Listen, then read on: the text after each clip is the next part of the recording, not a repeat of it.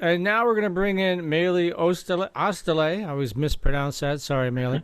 And as a disclaimer, he's my webmaster and social media guru, but that's the reason I have him on because he's improved my site traffic tremendously. So I wanted him to share some of those tips.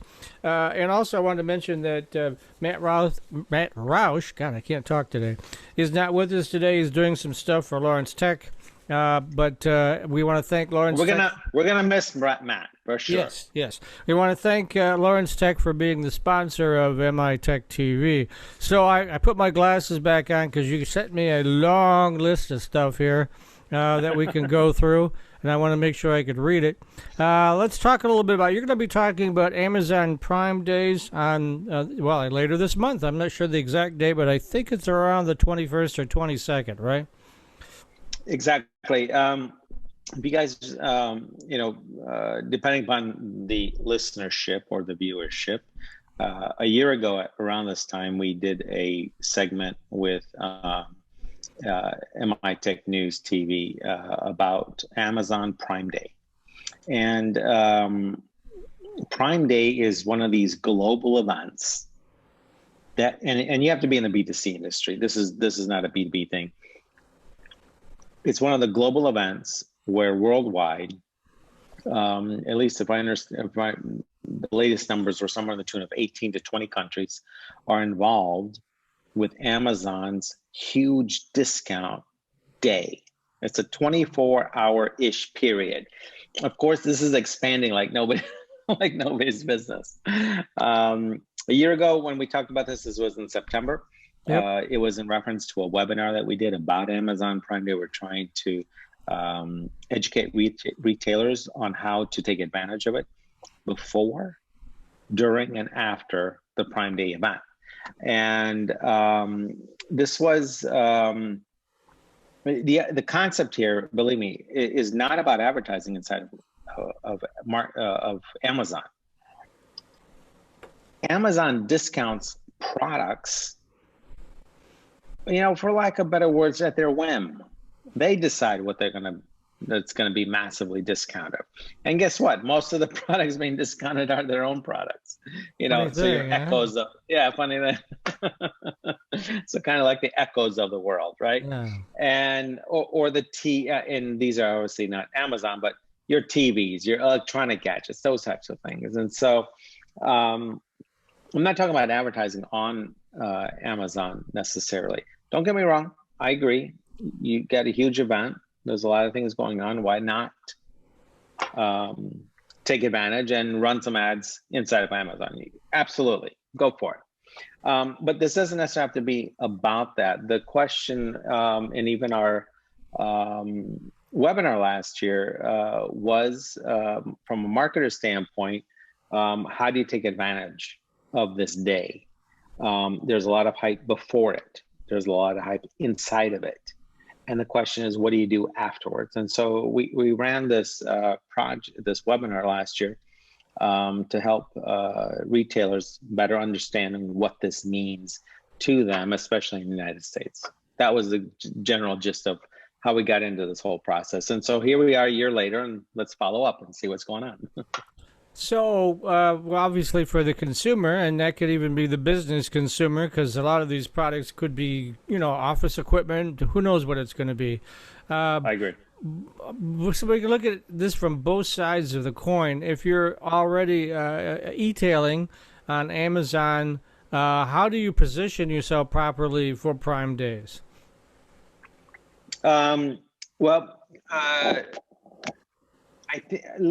me step into this. Let me step into that question with one piece of information prior to that. 2020, in the middle of the pandemic, was Amazon's Prime Day largest event. Now, you could say, hey, everybody's at home. You're not allowed to go out. You have all these restrictions, blah, blah, blah. And therefore, the Prime Day was a huge success. But I think it's notable to understand how much of a success it was. And so, for example, Amazon's own press release, which if you go to their website, you can read. They saved consumers $1.4 billion during this event. Having said, but let's skip the how much they saved. Let's talk about how much they made. So in 2020, they made $10.5 billion in that 24, let's say 36-hour period. In 2019, they made 7.2 billion. So 10.4 versus 7.2. Yeah, I'll raise my hands a little bit because we're gonna talk about 2008, 2018. I didn't know you were Italian there, so. Yeah, it's like doing this little thing. And 2018 was 4.2 billion. That's over here. Yeah. So 4.2 to 7.2 to 10.5. Some cheese. Yeah. So the rate in which they're growing is crazy. Yeah, extrapolating from that, we're looking at maybe $13-14 billion in this next round, huh? Well, I mean, maybe even more. I mean, they could hit 15 billion this time around. Let's face it, we're not entirely out of the pandemic. You still have a lot of limitations, for the most, based on where you are and what state you are and what your geography looks like. But people certainly got used to the idea of placing orders online. And this idea of going from 7 billion to 10 billion certainly seems to warrant the next level being 15 billion. So this is a huge event. And I think from a retailer standpoint, this is exactly what we're talking about. You need to take advantage during this day. I mean, we're getting to the point where Prime Day is bigger than Alibaba's Prime Day, because Alibaba has its own Prime Day. As a matter of fact, if I'm not mistaken, not to take anything away from Jeff Bezos, but I believe Alibaba started this idea and Jeff Bezos figured out how to make better use of it. But Prime Day started in India as a concept, moved on in, no, I said that wrong. Prime Day started as a concept in China, moved on into Alibaba, and then spread from there. And eventually Amazon caught on to this concept, and Jeff Bezos just figured out how to make better use of it. So ultimately, Prime Day is about massive deals. It's deals that Amazon decides what deals they're going to make. However, if you own an Amazon store, you need to figure out how you take advantage of all this website traffic going into Amazon and making sure that your products, your sales, your deals show up as well. You can do that through advertising. Yeah, I was going to say, next step is how does one do that, So last year in our webinar, we talked a lot about this concept of, hey, you need to, so a lot of retailers, one of the first mistakes they make when they get onto Amazon is they say, hey, I'm selling XYZ product. And let's just say it's Nike, Adidas, whatever. They'll go to Nike's website, they'll go to Adidas's website, and they'll pull off the description that Adidas and Nike have for that particular product. And they copy and paste it into their own store. And that's great up to a certain point, guys, because that description doesn't necessarily allow you to compete inside of Amazon. You need to change that. You need to make it more compelling. How do you, change the text copy, the headline, the details, the description, the price? You need to make yourself more presentable, more attractable. You can't just go copy and paste this stuff over from the manufacturer's product that you're selling into your Amazon store. Do something more with it. And of course, a lot of retailers are lazy about this, so you got to get over this. You need to sit down and do something with it. So that's one scenario. The second scenario is, in fact, running an ad campaign inside of Amazon. Excuse me. So where are we at? Running an ad campaign inside of Amazon. Yeah, but Prime Day this year is June 21 and June 22. So roughly speaking, 24 hours between those two dates. We got 14 days. Plenty of time to get ready, right? I mean, theoretically, if you're in the B2C world, that is plenty of time to get ready. You don't need a whole month to figure this out. So I see on one of your notes here, early deals have already started. Is there like some people jumping the gun? Correct. And so once this announcement came out, immediately, Amazon stores started to run deals. They're trying to attract people in their direction before they start going off in other directions. And so I think that's important. The other thing to note is during those 24 hours-ish, give or take here, Amazon runs lightning deals. And those lightning deals show up on any Prime member, very important, any Prime member's webpage when they first log in. And so the idea here is you need to figure out how you're going to compete against these lightning deals. Now, the lightning deals come and go during those 24 hours. There's no consistency. You'll have a lightning deal for 5 minutes, it pops away. Next, there might be a half-hour goal, and then there's another lightning deal. This stuff is rotating constantly, and I guess that's what I'm getting at. My examples of the time frames, don't worry about those. I'm just trying to make mention of the fact that these lightning deals happen quickly, and so you need to figure out how you're going to tap into this during that time frame. Like I mentioned before, you got discounts on the Echo. You got discounts on smart speakers, the Kindles, the electronics. There's going to be a variety of other electronic gadgets, games, music, all these things that Amazon controls are on Prime Day heavily discounted. The likelihood of Amazon discounting, I don't know. And I'm not saying this is the case. Let me just give you a quick concept, not necessarily a detail. The concept is, for example, there's Amazon running deals on Nike shoes, for example. I haven't seen it. It's gotta, these deals have to impact Amazon directly in a positive way. So obviously, because of that, it's not going to reach every single type of retailer out there. It's not going to necessarily benefit everybody. You have to figure out how to make it benefit you. So don't worry about what Amazon's doing. You got all this traffic that Amazon is driving to their website. You figure out how you're going to take advantage of it. And that's your job. And how does one do that?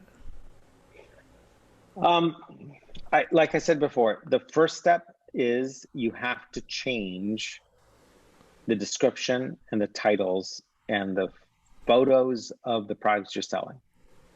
Don't just copy and paste them from the manufacturer.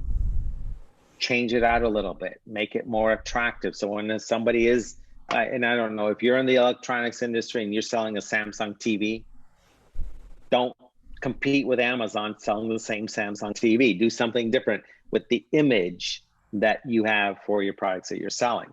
Put something in there that's going to grab somebody's attention away from Amazon and drive them to your store. Now, from Amazon's standpoint, whether they sell it directly, whether they sell it through somebody else's store, I don't know if they necessarily care. The difference is going to be minuscule, at least to Jeff Bezos.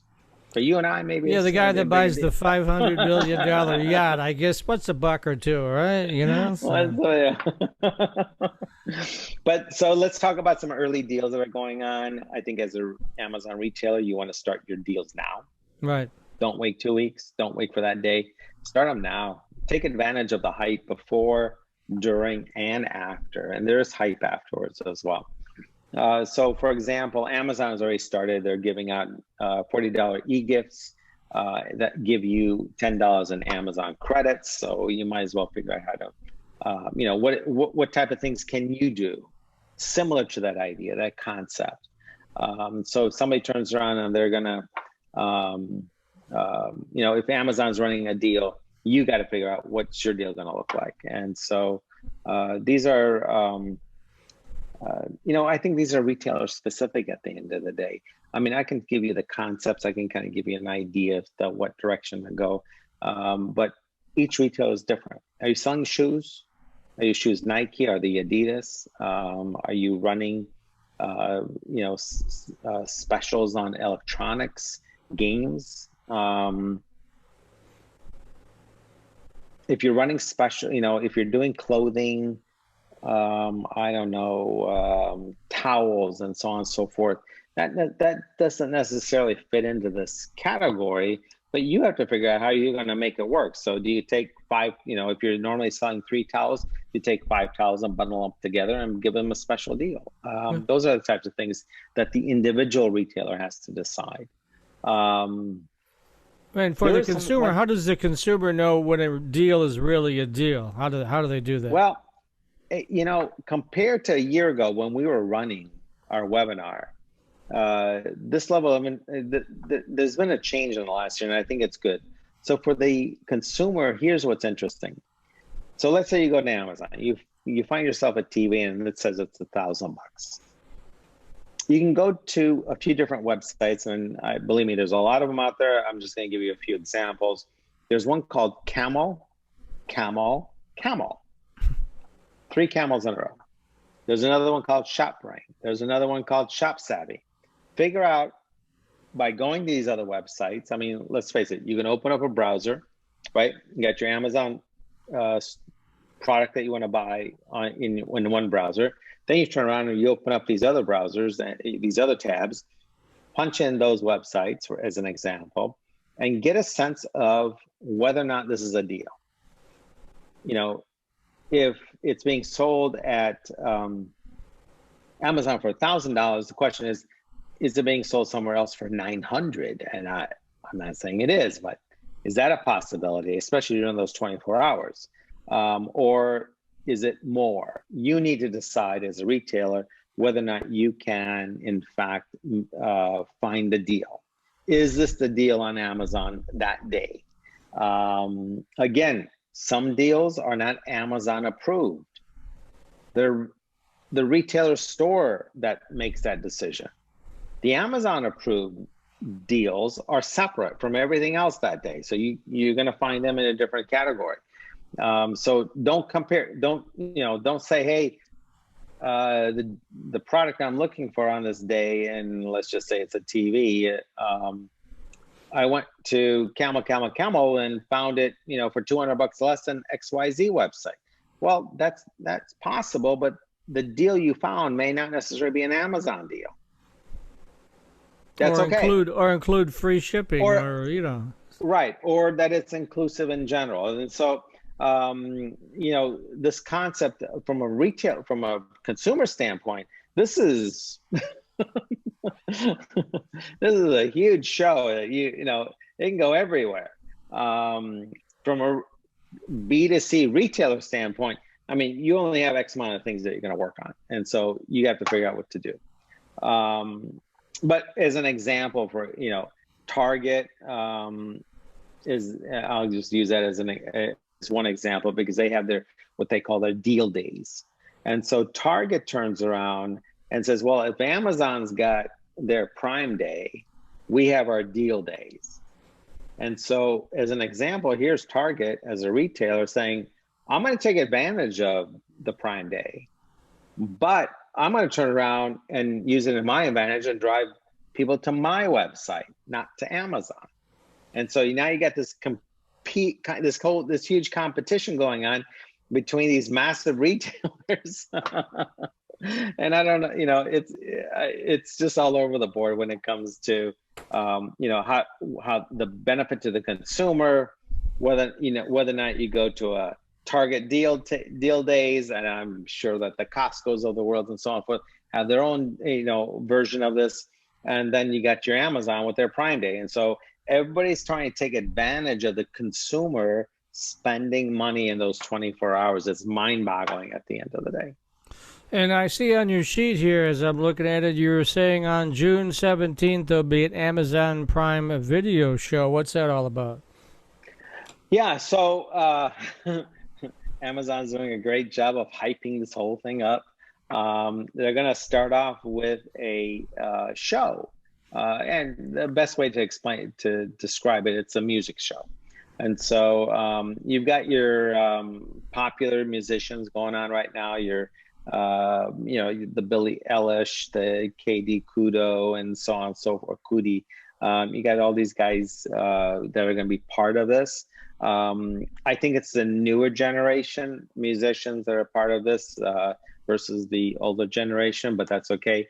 Amazon's trying to use this to attract people to Amazon a few days prior to this whole project, their whole thing starting. I think it's an interesting idea because they didn't do this type of show a year ago. I think the pandemic helped with the concept of, well, everybody's at home, right? And not only that, but more importantly, everybody has gotten used to being online to do something.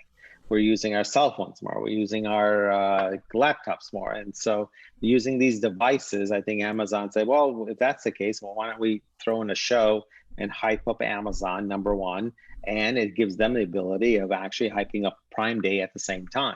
And so this is one version of what's going on. But then Amazon starting on June 18th is going to have Prime Day, as a Prime Day tip. They're suggesting that there are early deals, but the deals, I mean, as an example, on June 18th, the deals are focused on Alexa. Well, if you want to make Alexa work for you during that deal, you need to buy an Echo. You know what I'm saying? It's like Amazon is double dipping, so to speak. Well, here we have this deal over here, but if you don't have an Echo, you better get it. And it's kind of like the Prime Video show, right? That we were just talking about with the musicians. Well, you can't get it unless you have a Prime membership. They right? are And slick, so it's aren't like they? Yes. one thing is, going right into the other thing. But one of the things that I'm going to suggest for everybody to take a look at is go to Amazon. You have a 30-day option for a free membership. And listen, I'm not the only one on the internet turning around and making this suggestion. I took a look around just to make sure that, it's just not me with this idea.